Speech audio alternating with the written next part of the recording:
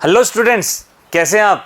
आज हम डिस्कस कर रहे हैं ऑर्गेनिक केमिस्ट्री। स्टार्ट कर रहे हैं ऑर्गेनिक केमिस्ट्री, कैसे हम एक बहुत बड़े ऑर्गेनिक केमिस्ट्री के पोर्शन को कैसे शॉर्ट टाइम में करना है अपने को डिस्कस करेंगे। इसके अंदर कि हम कैसे बिल्कुल शॉर्ट मेथड से हम एक बड़े चैप्टर को हम कैसे हम लर्न कर सकते हैं जिससे हमारा एक भी क्वेश्चन गलत नहीं हो।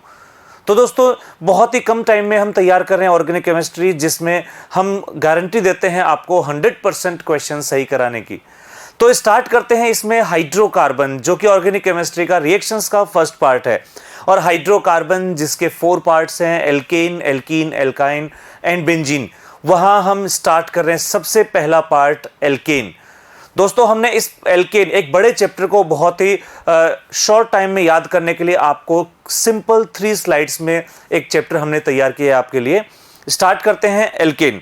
और जैसे हम कोई भी चैप्टर देखते हैं, हाइड्रोकार्बन हो चाहे कोई और चैप्टर हो ऑर्गेनिक का, हम हमेशा रिएक्शन स्टार्ट करते हैं जनरल मेथड ऑफ प्रिपरेशन की कैसे हम एल्केन को अदर कंपाउंड से बनाएं। फिर हम देखेंगे कि एल्केन से अदर कंपाउंड कैसे बनाएं। ठीक है दोस्तों, तो स्टार्ट करते हैं सबसे पहले लेफ्ट साइड में। और फर्स्ट मेथड हमें दे रखा है यहां पर हाइड्रोजिनेशन। फर्स्ट मेथड है हाइड्रोजिनेशन।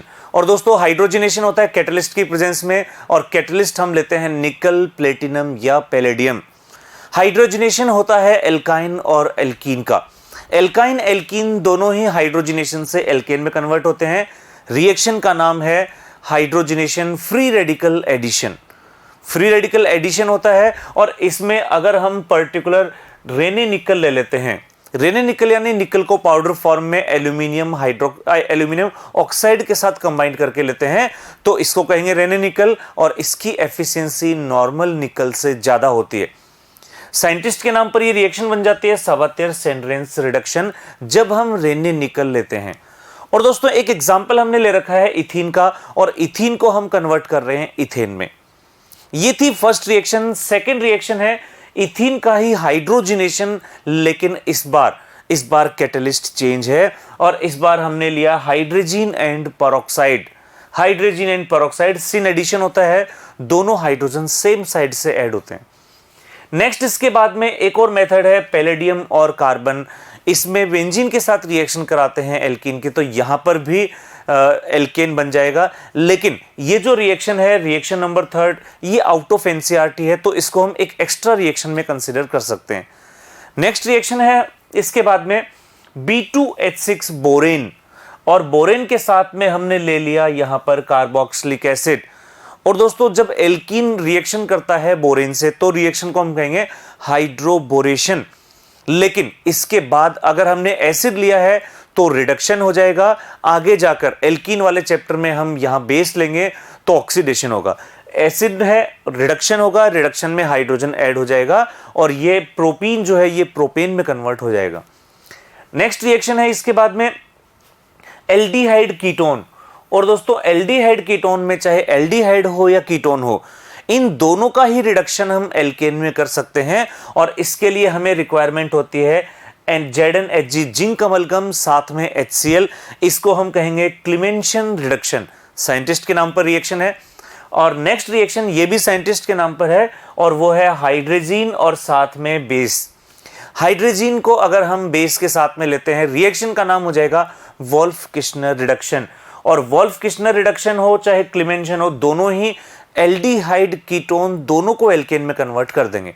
जितने कार्बन के कार्बोनिल कंपाउंड, उतने ही कार्बन का एल्केन। नेक्स्ट रिएक्शन है NaOH और कैल्शियम ऑक्साइड के साथ में इसको हीट करना। और दोस्तों, NaOH और कैल्शियम ऑक्साइड को हम बोलते हैं सोडा लाइम। सोडा लाइम में 3:1 का कॉम्बिनेशन होता है, और जब इसको हीट करते हैं तो इसमें से CO2 रिमूव हो जाती है।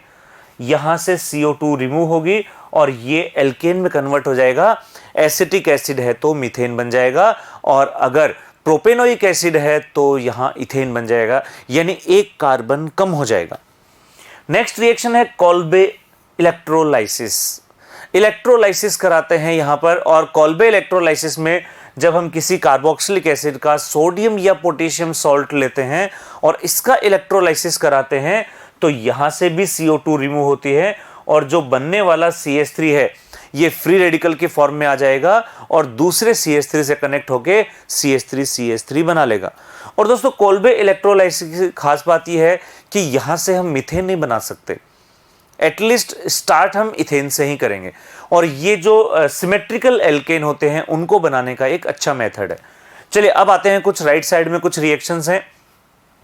सबसे पहले ऊपर ही ऊपर दे रखा है हेलो एल्केन।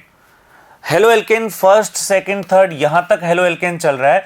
और हेलो एल्केन से अगर हमें एल्केन बनाना है तो सबसे सिंपल मेथड तो है कि इसका रिडक्शन करा दो, हाइड्रोजन आएगा हेलोजन जाएगा। और दोस्तों मोर इलेक्ट्रोनेगेटिव का रिमूवल, हाइड्रोजन का एडिशन, दोनों को ही हम क्या कहेंगे, रिडक्शन।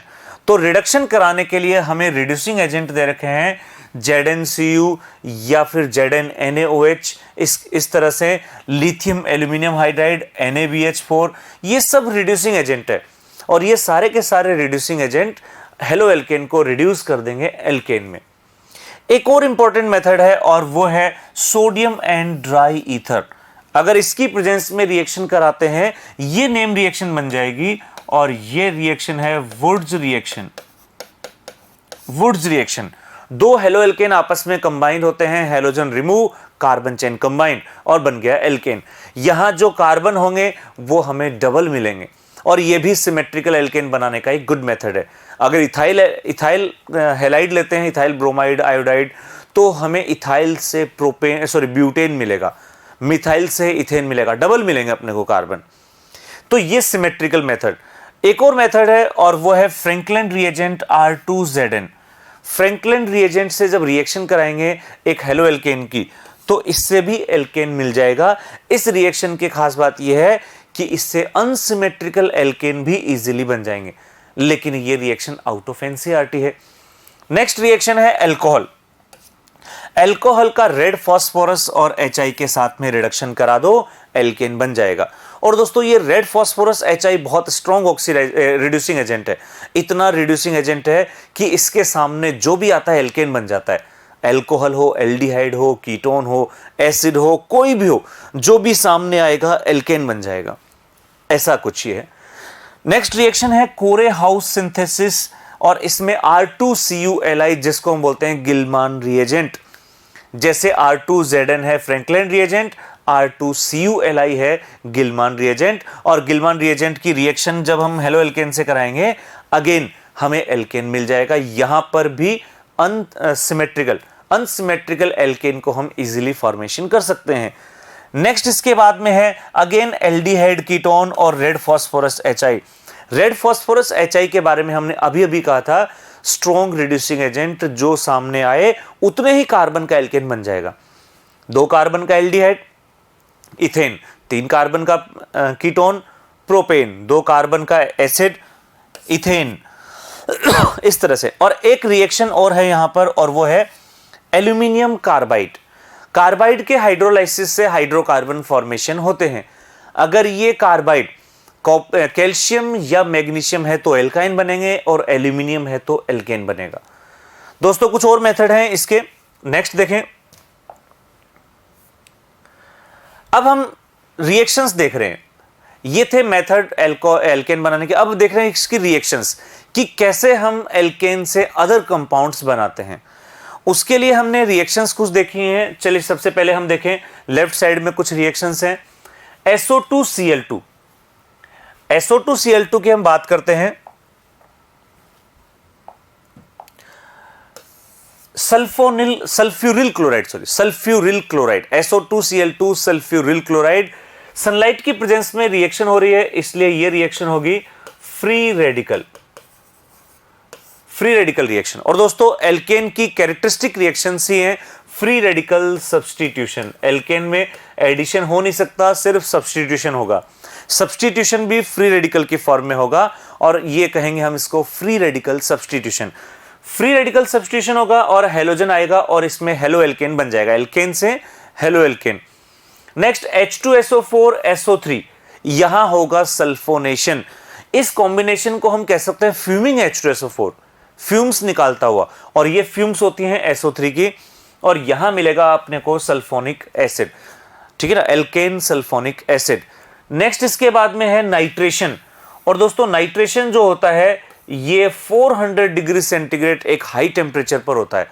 अगर हम किसी हाई टेम्परेचर पर एल्केन की रिएक्शन कराएं तो ये रिएक्शन तो कार्बन हाइड्रोजन की है, बट टेम्परेचर हाई होने से कार्बन कार्बन बॉन्ड भी ब्रेक हो सकता है, और जो कार्बन कार्बन बॉन्ड ब्रेक होगा तो जो प्रोडक्ट हमें मिलेंगे उसमें कॉम्बिनेशन मिलेगा डिफरेंट प्रोडक्ट का। यानी नाइट्रेशन से जब भी प्रोडक्ट बनाएंगे हमेशा एक मिक्सचर मिलेगा अपने को प्रोडक्ट्स का। ये थी रिएक्शन लेफ्ट साइड में। अब आते हैं राइट साइड में कुछ रिएक्शंस पर, और राइट साइड में हमें दे रखे हैं हेलोजिनेशन मेनली। सबसे पहले हम हेलोजिनेशन में देखें, कोई भी हेलोजिनेशन कराना हो सनलाइट की प्रेजेंस में कराएंगे एक्सेप्ट फ्लोरिनेशन। फ्लोरिनेशन जो होता है, फ्लोरीन रिएक्टिविटी जो होती है F2Cl2 Br2 एंड I2, ये रिएक्टिविटी हमें मेंशन कर रखी है। ये रिएक्शन की रिएक्टिविटी बहुत सारे फैक्टर्स पे डिपेंड करती है, जैसे बॉन्ड एनर्जी, बॉन्ड लेंथ, इसके अलावा इनका standard reduction potential, standard oxidation potential, बहुत सारे फैक्टर, इन सब का कॉम्बिनेशन है ये। और फ्लोरिनेशन जो होता है ये डार्क में भी पॉसिबल है, इतना ज्यादा रिएक्टिव होता है। इसके अलावा ये एक्सप्लोजिव भी होता है, एक्सप्लोजिव, और हम नहीं चाहते कि एक्सप्लोजन हो, इसलिए जनरली फ्लोरिनेशन नहीं स्टडी किया जाता, इसके क्वेश्चंस नहीं आते। क्वेश्चन आएंगे chlorine bromine iodine, chlorination bromination iodination के। तो यहां पर क्लोरिनेशन की जो रिएक्टिविटी है 3 डिग्री 2 डिग्री 1 डिग्री, ये हाइड्रोजन रिप्लेस होने की रिएक्टिविटी है जो ब्रैकेट में गिवन है। 1 डिग्री हाइड्रोजन की अगर रिएक्टिविटी 1 है तो 2 डिग्री की इसके कंपैरिजन में 3.8 एंड 3 डिग्री की 5। इसका मतलब यह है कि अगर 1 डिग्री हाइड्रोजन रिप्लेस होता है तो उसके रिएक्टिव होने के चांस बहुत कम हो गए, क्योंकि इसमें क्या होता है, फ्री रेडिकल इंटरमीडिएट बनता है। फ्री रेडिकल सब्स्टिट्यूशन में जो इंटरमीडिएट होता है वो फ्री रेडिकल, और फ्री रेडिकल जितना ज्यादा स्टेबल रिएक्शन उतनी ही fast. 3 degree free radical maximum stable होगा, इस तरह से। तो क्लोरिनेशन ब्रोमिनेशन स्लो होता है क्योंकि ब्रोमिनेशन की रिएक्टिविटी क्लोरिनेशन से कम है, बट इसकी सेलेक्टिविटी बहुत हाई होती है। सेलेक्टिविटी यानी कि 3 डिग्री 2 डिग्री 1 डिग्री प्रोडक्ट आप देख सकते हैं, 3 डिग्री प्रोडक्ट 1600 टाइम फास्टर, इतना स्पीड से बनेगा 3 डिग्री। यानी हम ये कह सकते हैं इसमें कि chlorination is more reactive but less selective, whereas bromination is less reactive but highly selective, more selective. Iodination, और दोस्तों आयोडीनेशन में जो साथ में HI बनता है ये होता है रिड्यूसिंग एजेंट, रिड्यूसिंग एजेंट।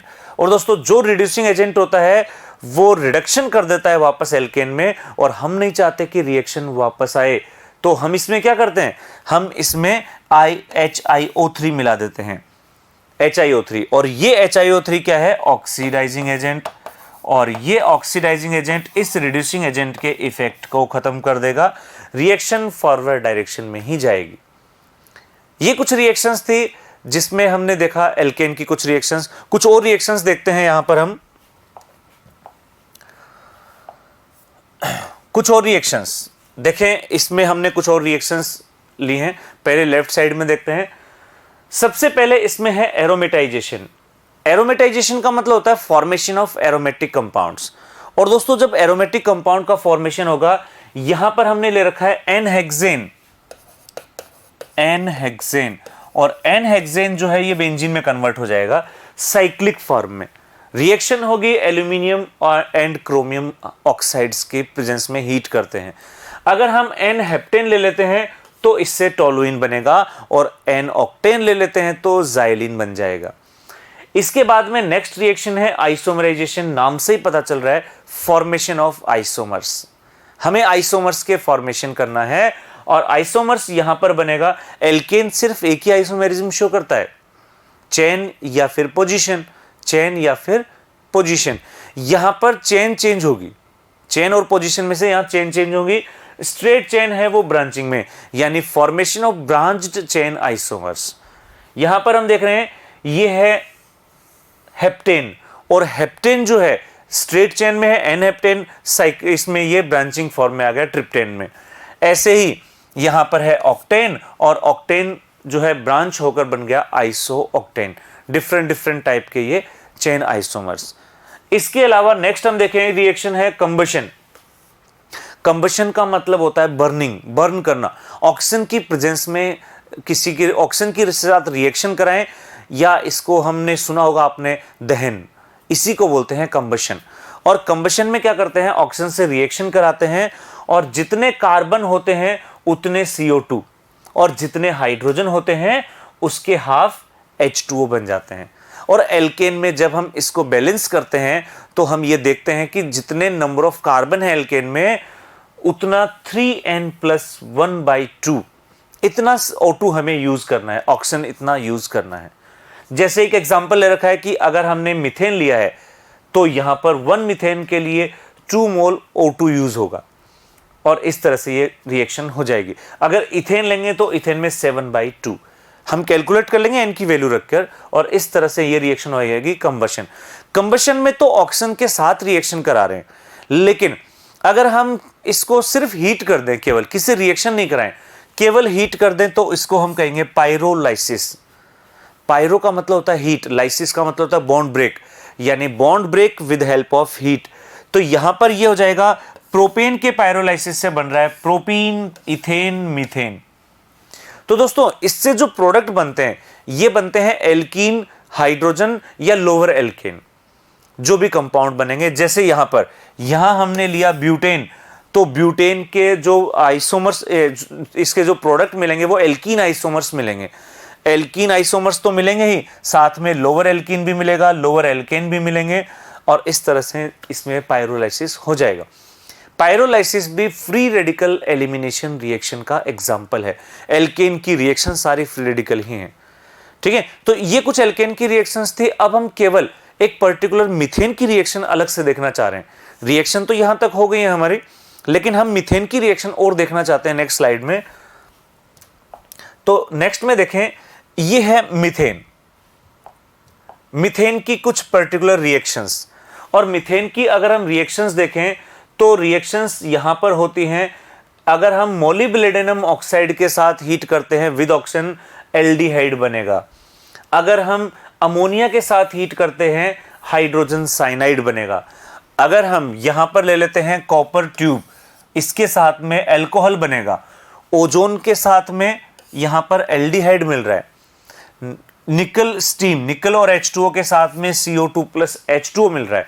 ये कुछ रिएक्शंस हैं जो पर्टिकुलर मीथेन की रिएक्शन है। इसके अलावा दो एक्स्ट्रा रिएक्शन और कंसीडर कर सकते हैं हम कि इंसर्शन, हालांकि आउट ऑफ एनसीईआरटी है, एक्स्ट्रा रिएक्शंस में काउंट कर सकते हैं इसको। हम रिएक्शन कराते हैं यहां पर डाईएजोमीथेन या कीटीन, और ये दोनों से ही हमने मिलता है मिथाइलिन कार्बिन, मिथाइलिन कार्बिन। और ये मिथाइलिन कार्बिन कार्बन हाइड्रोजन बॉन्ड के अंदर इंसर्ट हो जाता है, इसलिए हमने कहा इंसर्शन। एक कार्बन इंक्रीज, यानी होमोलोगस मेंबर बनाने के लिए, कि नेक्स्ट होमोलोगस मेंबर बनाना हो तो आप डाईएजोमीथेन या कीटीन के साथ इसकी रिएक्शन करा दो।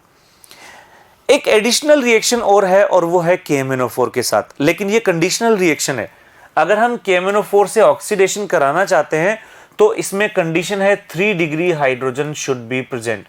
और दोस्तों ये जो 3 डिग्री हाइड्रोजन होता है, ये जो 3 डिग्री हाइड्रोजन है ये अल्कोहल में कन्वर्ट हो जाएगा। इसका मतलब ये हो गया कि एल्केन भी KMnO4 का डीकलराइज कर सकते हैं, बट स्पेशल कंडीशन, और वो कंडीशन क्या है, 3 डिग्री हाइड्रोजन की प्रेजेंस। और दोस्तों ये था हाइड्रोकार्बन चैप्टर का फर्स्ट पोर्शन, एल्केन। तो दोस्तों इस चैप्टर से रिलेटेड हम जितने भी इस चैप्टर से रिलेटेड जितनी भी क्वेश्चंस थे वो हम इतने शॉर्ट में जितना भी हमने पढ़ा है, इन सबसे सारे क्वेश्चन आपके सॉल्व हो जाएंगे। तो ये था एल्केन। उम्मीद करते हैं चैप्टर आपको समझ में आ गया होगा। Thank you guys.